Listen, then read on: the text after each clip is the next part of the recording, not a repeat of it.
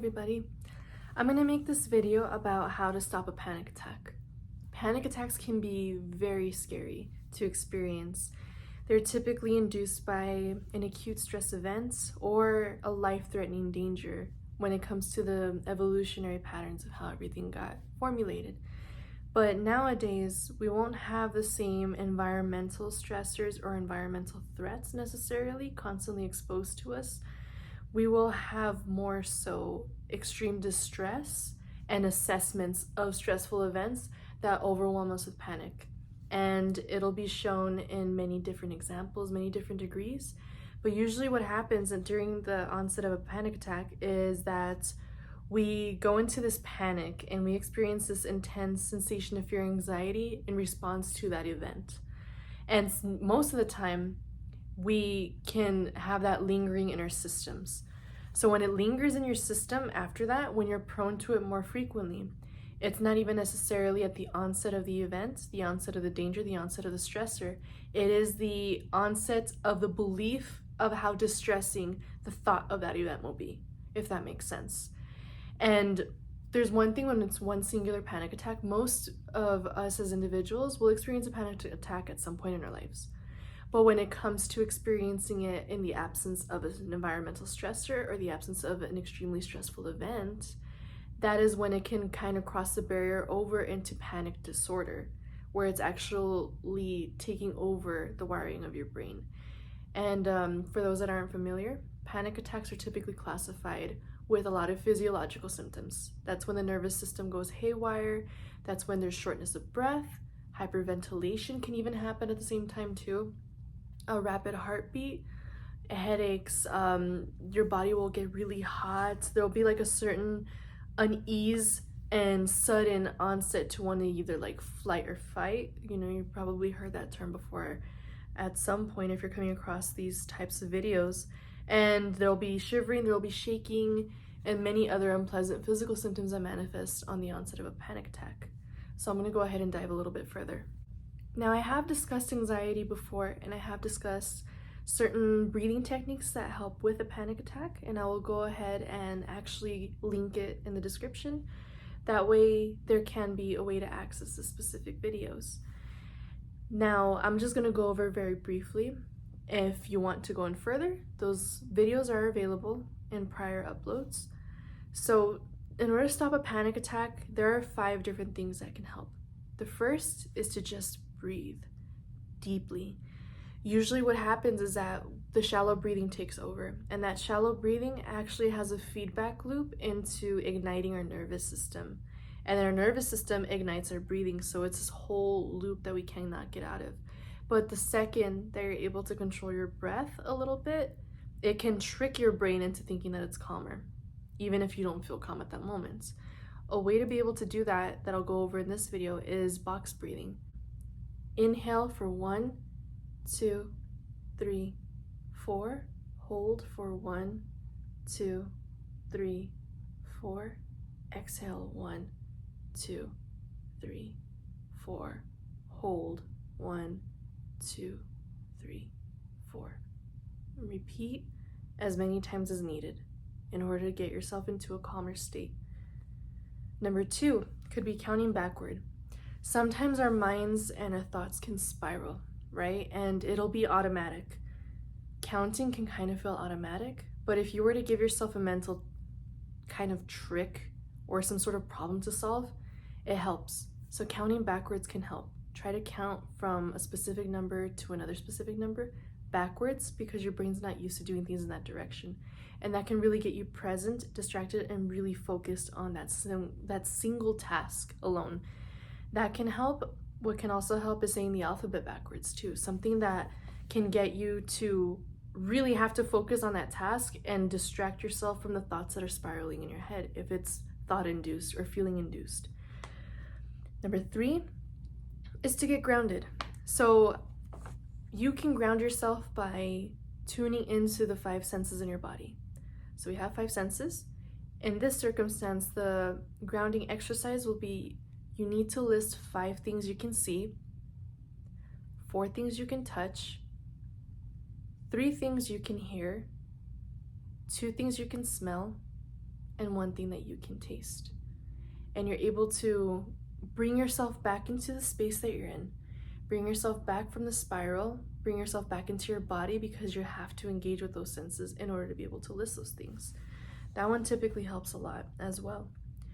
Number 4 is ice. So usually if you've ever donated blood before, if anybody has ever gotten to the point where they are very close to fainting, usually what do? They give you ice. They'll put ice on your chest and ice on the back of your neck, correct? Now in this circumstance, it's a different event, but it's still a really sudden rush of emotions that are overcoming you, a sudden rush of something physical happening to you. So what you can do, wherever you feel the symptom of anxiety, do you feel it in your chest? Do you feel it in your stomach? Do you feel it in your head, your neck? Wherever you feel it, if you have access to ice, put ice on that region of your body to calm it, to soothe it, to really kind of like snap you into reality. Almost like when someone says, pinch me, I must be dreaming. It's a little bit of an alternative to that in an anxiety-induced event. So that can definitely help a lot whenever it comes to needing to feel like you're back in your body. Number 5 can be to try DBT. DBT stands for Dialectical Behavioral Therapy. Now, this is something that definitely helps because it will help you talk yourself through any triggers that you may be experiencing, and you're better able to really challenge those thoughts. You're better able to even be able to identify them right away, knowing that maybe it's a public space that gets you like that. Maybe it's dealing with the deadline that gets you like that. Maybe it's a phone call. Maybe it's the unknown that gets you feeling like that. Just being able to hone into it all can really, really, truly help.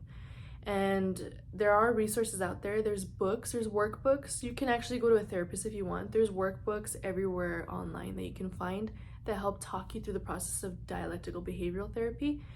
And there are also different links. There are certain websites that do help with that as well. And it's as simple as a Google search. And if anybody has any questions, you can feel free to leave a comment, and I'll try to find resources that do help hone in those dialectical behavioral therapy coping strategies. So who suffers panic disorder the most? 6 million Americans actually suffer from panic disorders and panic attacks, with 2 to 3% having that whole disorder within any given year. It is twice as likely in women than it is in men as well. And there are many causes from it. It can sometimes run in families. It can be part of your epigenetics.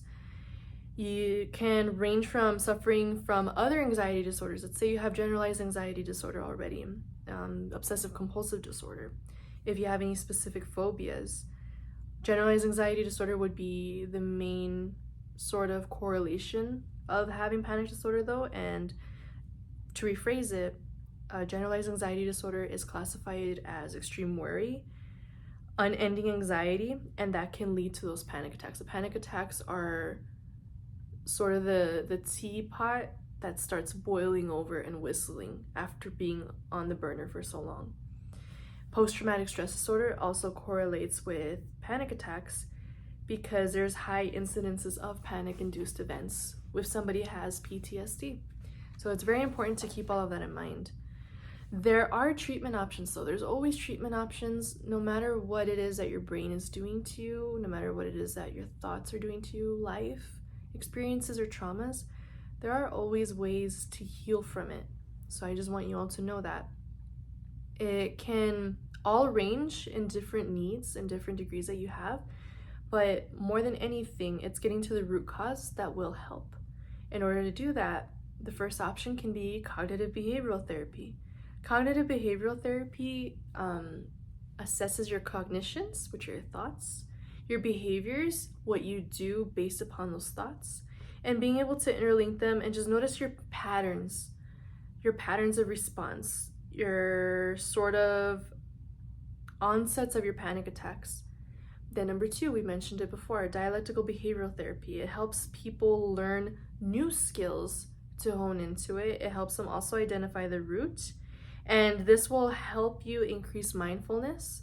This will also help you increase your distress tolerance and to manage your anxiety and panic a little bit better. It also has an umbrella for emotional regulation. So if your panic disorders are triggered by emotional events, It'll help you regulate your emotions, your interpersonal communications, your participation in life, and how to be able to be resilient through certain things that you go through, because there's no way that I can invalidate whatever it is that you are going through if you're watching this, but it does help to have the tools and know that there are tools out there.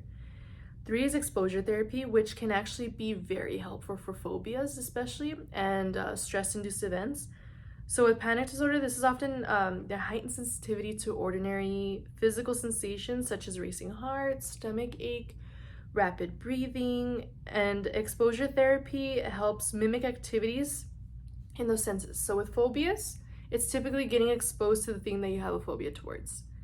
In the sense of panic disorders, it's by feeling the emotions of a panic attack, but then giving yourself something physically that's gonna justify those physical symptoms that you're experiencing. So if you're having a rapid heartbeat, do jumping jacks, go for a run, dance, do something that will match your physical symptoms. And through that, the idea of doing those repetitions that trigger the panic attacks, those triggers will actually lose their power, because suddenly your brain is going to cross over both experiences and it's no longer going to have such a heavy hold on you with panic disorder.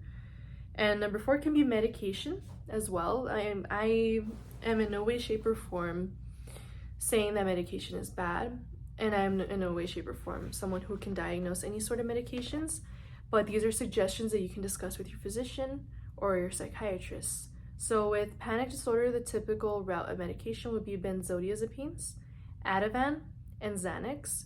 But again, medication works for some people and it doesn't work for a lot of people. So it's very, very important to discuss this with a very trusted and licensed professional.